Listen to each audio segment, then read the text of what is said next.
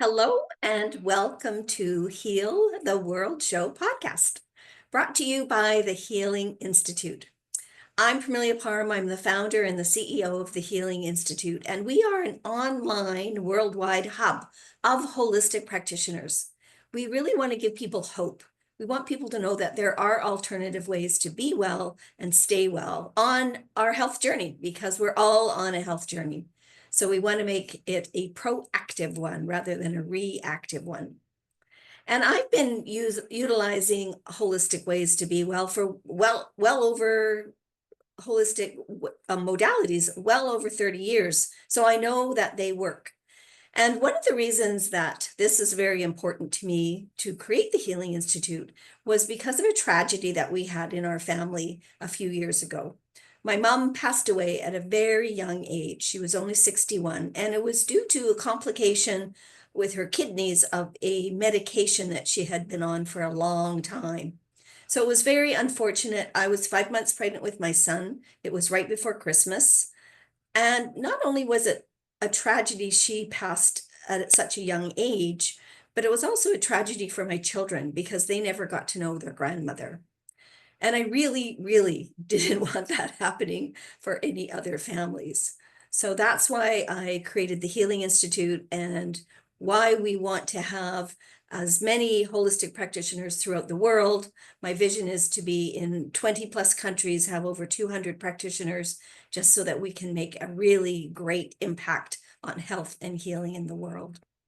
So each week on Heal the World Show podcast, I invite someone to come and be my guest co-host. I've been doing this for about a year and a half, and so this is actually our 86th episode. And I am so delighted today to have Shama Khurana, all the way from the UK. So it's going into evening for her. And Shama is a neurodiversity coach. And this is really important, I think, for us to have understanding about what neurodiversity is in this day and age. And I always have a theme for every month. So March's theme is Motivational March. So our topic today is motivating the neurodiverse, or at least motivating us to be aware of neurodiverse and how we can all work together. So welcome, Shama. It's wonderful to have you here. Tell us just a little bit about you and how you got into this coaching. Thank you, Parmelia. It's an honor. I've been hoping to come onto your show for a while, so I'm really happy I finally made it. So it's an honor to be a part of your journey with the Healing Institute. So as Parmelia has said, my name is Shama Khurana, and I'm speaking to you all from the United Kingdom from the county of Warwickshire. My journey, my background is from the educational field, Mm. and I've spent well over 2 decades in education. And my journey started off with our local further educational college, quite a big establishment because we've got 6 different colleges all around the county. Wow. Mm-hmm. And so I started off, as a part-time tutor, right? Simply because I was a single mom and my son was ready to start school. So we both started school, so to speak, on the same day. And then, my boss actually found out that I had the magic of languages. Mm-hmm. So I English is obviously my first language, which I've grown up, and because I've grown up in the UK. But my other languages are Punjabi, Hindi, and Urdu. And soon as they got wind of it, and at that time they needed to have ESOL tutors, which is English for speakers Yes. of other languages. Mm-hmm. Mm-hmm. So I was suddenly just, and they actually, it was quite nice, they actually said, can you please come full time? We'll work around your hours rather than, you having to do certain Oh, things. that's so wonderful when that happens. Yeah, yeah. And I said, well, I'm a single mom. I want to drop off my son and pick him up. That was basically my 2 needs. Mm-hmm. And he says, yeah, he goes, I know your work ethics. If you do your teaching hours during the day, and then you can do all your non-teaching practice at home. So that continued for 7, 8 years. I was out in the community. I was the boss myself because I'm a girl from Leamington and Warwick, and I knew all the centres where we could teach and everything. So I was my own boss. And he goes, I just get the figures, so I know you're doing all right. And then that kind of led on to me having a promotion to become a curriculum leader. Mhm. And so I was actually sent to one of our other colleges, which is in Rugby. So I set up ESOL and I set up academic learning support. And I didn't realize at the time that this was going to be my springboard, right? Mhm. So having, sort of being in contact with students with learning difficulties of all types. 3 years doing that, I was invited back to come to Leamington, which we call the head office, head college, as the academic leader manager. And soon as I set into there, I felt this was my home. This is my vocation. And I became sort of head of all 6 sites, and mainly dealing with students with learning difficulties, medical labels like autism, Mhm. dyspraxia, dyslexia, ADHD, OCD. But in saying that, those labels, they're okay. So it gives us an idea of what we're dealing with. But it's often we find that it's a cocktail of these conditions. Yeah, and you know the labels that we have that we put on children, especially students. It's helpful to understand that, but I'll also feel a label. Then that's where they're at, right? And then more different, diverse kinds of education or help or assistance for them sometimes gets lost because they've now got that label.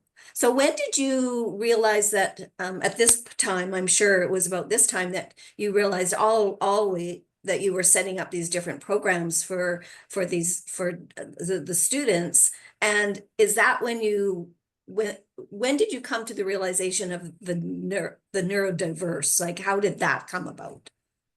Well, I continued in my manager's role, first of all, dealing with students every day, coming left, right, and center.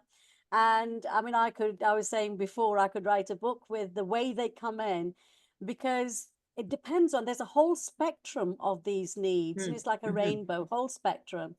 There's the lower end where they just need a little bit of support. There's the other end where they actually need a one-to-one support all the time. And I was actually being in the head. They used to come, almost stressed out. It's the end of the world, and because they left their book at home, they couldn't work out the reason, the implications that would have. I said, Uh-huh. okay, right. I said, my center, we used to have, and they said, you know what my center's rule? And they says, yeah. So they sit down and have 3 breaths, right? And I said, slower, please. And then I used to have little things in my toolkit, and I said, right, come to the window, have a look. Is the sun still shining? Well, just because you left your book at home doesn't mean the world has come to an end. And suddenly you find that physically on their face, the stress is dissolved. I said, right, we have an issue. Let's deal with it. I'll contact your teacher and I'll walk down with you. And that was sometimes all that was needed. So Yeah. once I did that for many, many years, and then I realized and I thought, I'm limiting myself actually, because all that I'm dealing with is the students that come here and their parents, right? Mhm. So wouldn't it be great if it was possible to widen the horizons? Hence, Yes. I Well, became a and coach. I want to just make a comment about your breathing, because of course we have one of our practitioners here she's waiting in the green room, Marie Piplovic, and she's a conscious breathing facilitator and a wellness coach. So she would totally be happy about the fact that you actually got them to breathe so that they could calm their Uh, autonomic nervous system. And yeah. Marie has a question as well. Have you been able to follow some of the students' progress into adulthood? Absolutely. Absolutely. I used to have students from 16 plus because we were a further education Mhm. college. So they And were 16 years and older. yeah, That's what, 16 years was when they leave school in the right. UK. In the UK, So they right. had a choice. They had a choice of coming to college, or going to work, or join an apprenticeship, whatever they wanted to do. So the ones that used to come to the college, this is where our paperwork was so brilliant, because we used to measure progress. We used to do tutorials every 6 weeks. We used to refer that information to the course tutors. So it was absolutely very strictly followed. But what I found was the main results, because I would always ask them, where do you see yourself in 2 years, Mhm. 3 years? I wouldn't say 5 years, 10 years. Sometimes they can't grasp that. So Mhm. if their course was 2 years, where do you see yourself in 2 years? Right. And sometimes they were just shocked. I mean, you said a few minutes ago about the labeling. There's Mhm. two sides to that coin. One side, it helped us so that we are Yeah. able to support in a certain way, especially if they got a statement. We have the healthcare learning plans that we Right. have in the Mhm. UK, right? But there were some which were, one was, it was positive, we know what support. And then the parents were happy in us providing. The other side of the coin was, we used to get parents ringing me up and they says, don't tell anybody. I don't want Mm. anyone to know. And I Yes. said, we respect that. So the support I've got to provide legally till the age of 18, tell them to come outside of their course time. We Right. respect Yeah. that. Nobody needs to know, because they need the one-to-one.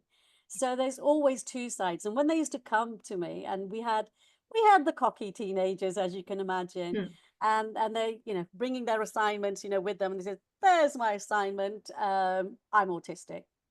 And I said, oh, okay, there's your assignment back. And I used to float it back to them. And I said, so what?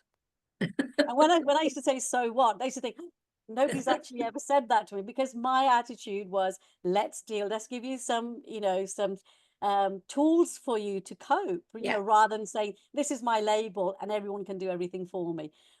I mean, this sort of attitude, it's not even an attitude, it's the way they've been brought up. So it's become a habit. Yeah. It and it's become their belief. And And because as you know, as adults and parents, we didn't understand, because it's fairly new that the neurodiversity has been now accepted by mainstream society, and it's not something to be ashamed of or to hide from family and friends absolutely. and neighbors. You can now say that quite openly and not feel like you're going to be judged. But I'm sure And back when you started doing it, there was a lot yeah, of judgment. there was. So I used to have the two sides I needed to balance all the Mhm. time. And notes were going on files, doesn't matter which college, that they were at, they had to respect them, obviously. Right. So one of my crusades is advancing awareness of these, and I Yes. call them uniquely brilliant minds, because they are, right? I love So that term, by uniquely brilliant minds. So what I used to say, because they're individuals, they all got minds which are brilliant in their own way, right? So Mari asked about the progression. So if I said 2-year course, right, I would carry them through those 2 years, and the magical moments which have been like, crown on my head for me has been, if they come at the age of 16 and say, I want to go to university, but I'm autistic, is that ever possible, right? And I said, of course it is, we can do it together, right? So, and I Yes. said, the only thing, I can meet you halfway. I was always very clear. And I said to my department as well, all my staff, I said, always say this statement: you do your 50%, we're here to support you for the rest of the way. Yeah. Doesn't mean we're going to do half your work for you. We're here to support that. Support you. Yeah. Which And is we so used to, important. yeah, and what we So used to important. say, we'll help you fill in your applications. We'll help you put your personal statement, which you have to be so specific with it. And my success stories were when they actually got to university. And, that was their biggest dream, which we fulfilled. And because I've been living in the same town, to this day, I still meet people on a Sunday afternoon. Hey, Shauna, how you doing?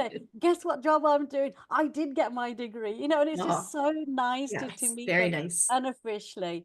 But Yeah. then, same again, those are the academic ones. There's some who wanted to work in an art gallery, they're in art and design, Hmm. or they were, hair and beauty.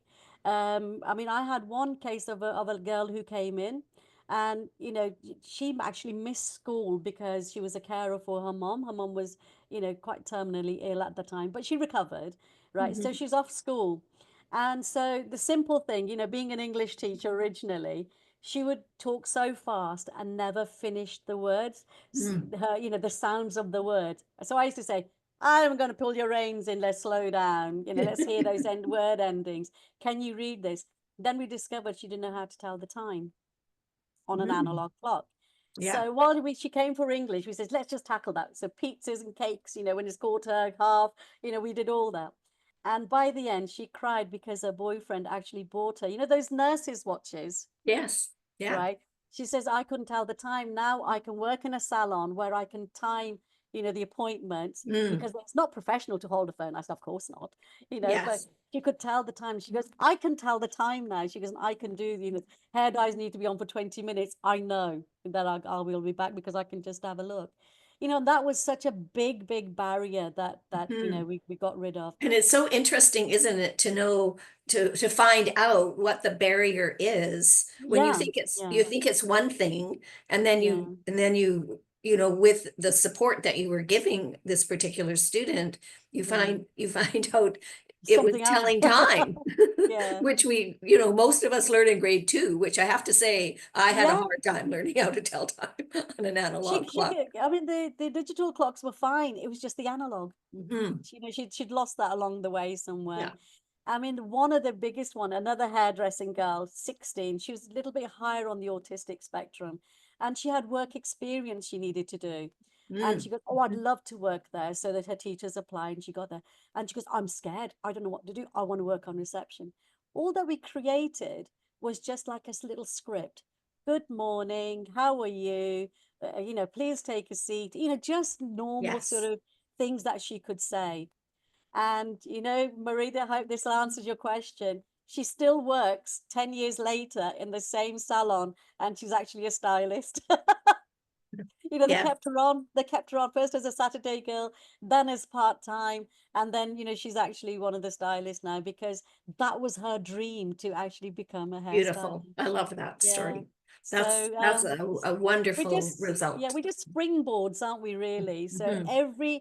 what I always say is every person is an individual. When we talk about, we might have 10 autistic people, 10 dyspraxic people, but everyone's overall issues will be the same, the signs and symptoms, right? But when you break it down, they all are individuals. And Yes. so when we talk to them, then some might like color, some might work in one way, some might work in another way. So it's really important to keep in mind, don't just have this one picture of somebody who is neurodiverse. Everyone is an individual. Well, and I And love that that's the work that you do by letting people know, because you're out talking to society and letting people know, and you're helping students find positions. And we need that kind of education. We need, society needs that kind of education, that this person is an individual. They yeah, may be considered to be, they may be on the autistic spectrum, but what does that mean? yeah, That doesn't mean that where they on the can't hold spectrum? down a job and they can't be part of society and be fulfilled in the things that they want to do. And so I I mean, love the work Parmelia, that you do yeah, because that's really so helpful for, I think, the rest of society, for us yeah. to really embrace the fact that um, we're all individuals regardless of our learning concepts. And we need to be more, I believe anyway, we need to be much more gentle with each other, Yeah. and accepting. Yeah. I mean, when I do these awareness talks, I mean, one of the things I usually say, what have these famous people got in common? Mm. They're all Mhm. neurodiverse, right? These are the, like we talk about Einstein, we talk about Emma Watson, we talk about Lionel, a fantastic footballer, Yeah. and we say why? Well, they're neurodiverse because their ability to focus on one task is incredible, which we can't always do. So the top brain surgeons, heart surgeons, architects, musicians, they are, I can bet on it, they're neurodiverse because they are so focused on one thing. Yeah. One thing they don't have are the social skills. Like Yeah. we say, the courtesies. They'll tell you as it is. Yeah. Well, I and tell don't- us a little bit about the awareness talks that you do. Now, who invites you to come and do those? Well, I'm really, really lucky that I've done so many awareness talks internationally now. Hmm. I mean, there's companies that say, yes, please, we didn't realize, that this is important. And in fact, just last week, I gave one to a new company in Johannesburg, Hmm. and they were talking about transition. So we talk about neurodiversity into adulthood. So it's just Ah, yes. moving. So that was just another step. So what I do when people ask me, right, and I says, okay, so tell me a little bit more about what you do, right, what your company is about, and then I almost make it bespoke for that need. Right. I gave one talk in Punjabi, would you believe, purely in Punjabi at our local temple. And they were saying, we didn't even know they existed. Mm, These people who need our help, we did yeah. not know. We keep saying it's God's house, it's open to everybody. And they said, you've actually made us realize, actually, is it open to everybody? Are Yes. we welcoming these students? And as a result, there's on Sundays, they've actually called the chai and chat Oh, I sessions love that. where only, well, not Chai only tea, for anyone can those of you that don't tea. know what chai is, it's a Yeah. beautiful Indian tea. So they say, bring your children, they can play. There's so many toys and, they get physical activities that they can do. But the parents actually get together and say, how can I get support there? How can I Yeah. do that? So we've got a WhatsApp group as a result of that talk, that one talk that Amazing. Oh, I gave. that's just so amazing. I love that, Shama. So Yeah. Marie had another question here. How do people come to get your assistance? Are they referred to you? A lot of them are, right? But I mean, I go into companies, Hmm. and I actually had in my own mind, I needed to go and see some doctors, and I thought, Yeah. let's teach these new doctors some bedside manners, and I've been so lucky that's been granted. And the interesting thing was these new doctors, they said, when especially kids, if they're in pain, right, they just want to Hmm. scream and shout, and they don't want anyone to tech them or anything. I said that could be because of the neurodiversity. Yes. Right. What do we do was the Mm. question, and I said, now that's what I'm here for. Beautiful. Reassurance, play with them, do this. I said, I don't even know what it's called, that thing you stick on the finger for, oxygen. I said, just Hmm. play. Look, it's on my finger. Do you want to put it on yours? You want to put it on mine? Stethoscope, play with them, just to reassure. Do not enter their personal space, because Yeah. that's what frightens them. Talk to them first and say, well, you're poorly. I'm here. I'm a doctor, so I'm here to see what medicines we can give you. Just gently do it. And they said, we never even thought of that. I mean, the testimonials that they've given has been absolutely fantastic. And the other ones I wanted to do was our police force. So Oh, when again, a perfect part of society that needs yeah, to know about neurodiverse. and my question, like I said, I make these sessions bespoke, and I said, right, these are the police officers that are already police officers, right? And Yeah. I say to them, I said, so how many of you put your hands up? Have arrested somebody, put them in the cells when you found out they weren't really drunk, and they just went. I said, heads up, come on, you guys. I said, I'm sure you've all done it. Please keep in mind, Yeah. especially if you ask somebody, there might be just very light alcohol, they've just had one drink or something, which does not make them alcoholic. You think, oh, they're not even walking straight, right? That's because they're probably dyspraxic. They can't walk straight at the best of times because Mhm. that's their condition. That's the way it is. Yeah. Yeah, and with Yeah. autism, if you shout at somebody, oh, what are you doing, right, Hmm. or are you drunk, or stop being, they'll shout back because they're mirroring Yeah. exactly what you're doing. And they said we never even considered that. So I'm going around in societies and also in big companies as well. And when they don't realize that, like, and I mean the big names, I won't mention the names, when they realize actually our staff force, we think, why are they slow? But they're really accurate. We kept them on Hmm. for their accuracy. I said, well, I can tell you the answer to that. Oh, how can we support them? And I said, talk to them. How would they like to be supported? They will tell you, right? And they said, oh, wow, this is something that, a new area that we didn't even consider, right? And I said it could be something simple. Send them for a coffee if they don't want to be in a crowd queuing up into the canteen or something. Just little things. Give them a piece of paper if they like to write. Just tiny little things. That's all it is. Let them, if you ask them a question, give them time to To answer, to get answer. their thoughts Yeah. together before they answer. They will take a little bit longer. And so it's just little things that you need to sort of keep in mind.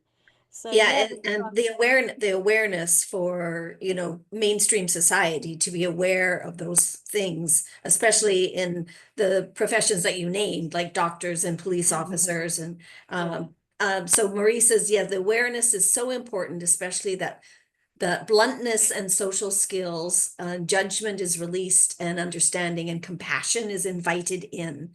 And really, that's what that's what you're doing by having these awareness sessions with yeah, different parts of your community, to let them know that they just need to be aware. It's like anything that we need to be aware of. Once we're aware of it, then we have a much yeah, better concept of how we can deal with, how we can, intersperse it and deal with what we need to deal with yeah. people. Yeah. I go everywhere I'm invited. Sometimes I go and get an invitation. Yeah. But No, that absolutely. awareness talk, I'm not sounding too big-headed. That same talk I've given in Punjabi. I've given it, at the Sikh temple. I've given it in Hindi in the Hindu temple, and I gave the same talk in our local church. I go there at Beautiful. Christmas times and things Yeah. anyway. So when you got even adults who are a little bit noisy during the service, right, Hmm. just to give them awareness, and with the children, they do talk quite loud. And I said it's okay because then you sort of talk to them in a certain way, and they said this is so useful, so helpful. That we're aware now, and this Yes. this awareness is what's needed. Like we were saying earlier, with the families don't have the awareness, and sometimes that they want to protect because it's love, right? And instead of Hmm. saying go and find your own way through, they say it's all right, we'll leave that for now. Yeah. And this is because they're not aware their abilities, they just need support. There's nothing that should can stop them And from know that achieving there is their goals. support, which Yes, is it, which yes, is, just so important for them to know that there is yeah, support in the community. Well, we have just had this fabulous conversation, and our half hour is over. oh I'm wow. sure we could talk for another half hour, um, but I do want to thank you so much. And we've put the information, how to get in touch with Shama, in the chat. And when I repost this video on the socials this afternoon, I'll put that information in the comments so that people Okay. can get in touch with you. So thank you again so much for coming on and being part of our motivational March talks. That was just delightful. So we do have a vision here at the Healing Institute. We really are a community of expert health practitioners, and we're a little bit different than most wellness directories, because there's lots of wellness directories out there, and there's lots of good ones, but we're a community. So we really get to know each other. So all of our practitioners get to know each other's modalities and how they work, so that when a client's coming to the website and coming to the Healing Institute, really you get all of us. I mean, you might pick one person to start, but because we know each other so well, then we have the opportunity to then recommend and refer you to all of the other practitioners on the site. So keep that in mind, please. If you're watching this podcast or listening to it, let your community know, let your family, let your friends, let your colleagues know that we are here. We are here to help you. We really want to make that impact on health and healing in the world. And our motto is service with love. We are really here to be in service.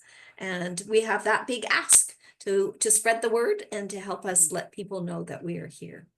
So thank you again, Shama. Thank you, everyone who's here today, Marie, and also those that are listening and watching later. Heal the World Show podcast will be back next Friday, and we will talk to you then.